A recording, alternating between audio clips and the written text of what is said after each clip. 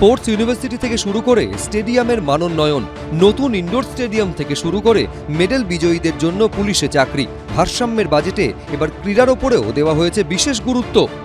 যে সকল sports club জাতীয় স্তরে ক্রীড়া প্রতিযোগিতায় অংশগ্রহণ করবে তাদের 1 কোটি টাকা আর্থিক সহায়তা দেওয়া হবে।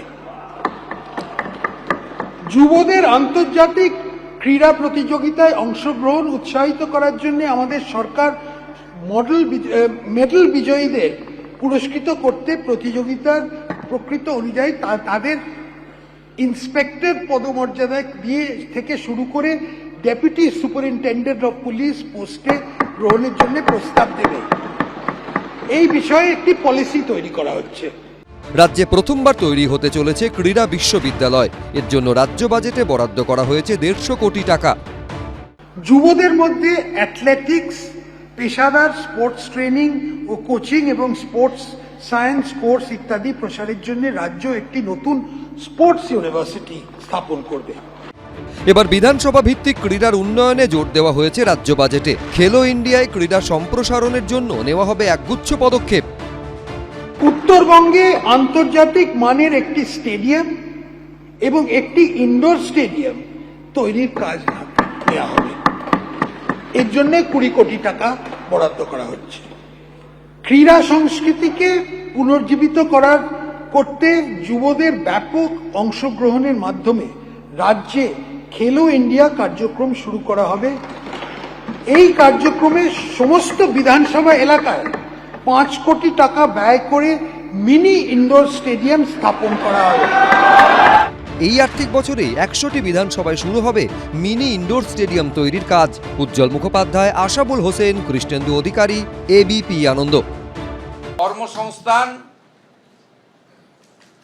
এবং 2টি বিষয়ে অগ্রাধিকার পেয়েছে শিল্প এবং কৃষক বা কৃষি।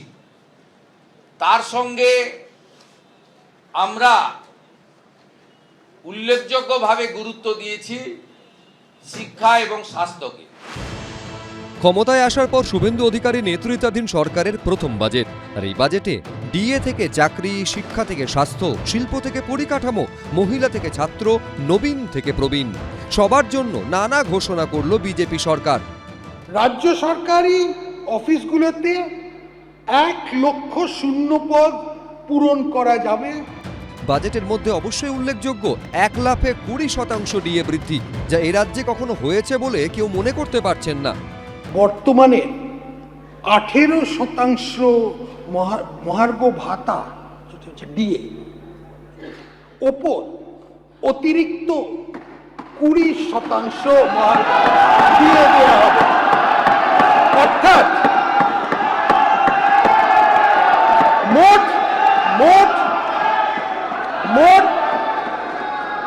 মোট ডিএ হার হবে 38%।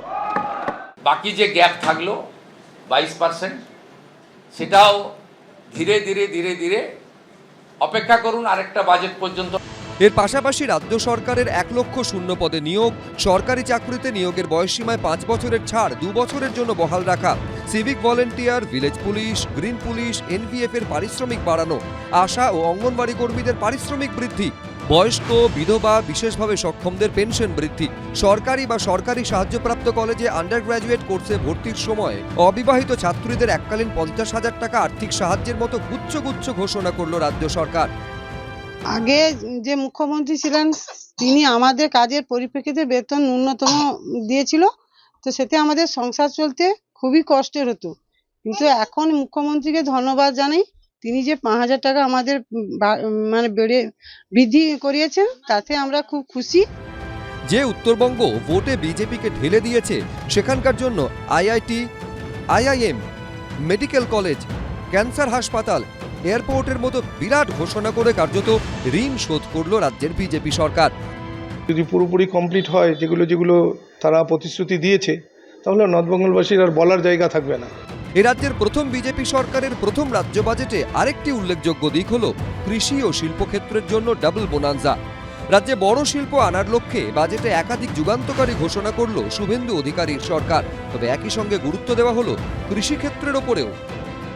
বাজেট বক্তৃতা মাননীয় অর্থমন্ত্রী শেষ করার পরে কার্যত এখানে বিরোধীদের বলার কিছু আছে বলে মনে হয় না। একজন প্রবীণ বিধায়ক, তিনি বিরোধী দলেরই একাধিকবার বিধায়ক, অশোক দেব আমাকে বলছিলেন যে বলার কোনো সুযোগ নেই। কেন্দ্রীয় বাজেট নির্ভর এই রাজ্য বাজেট হয়েছে।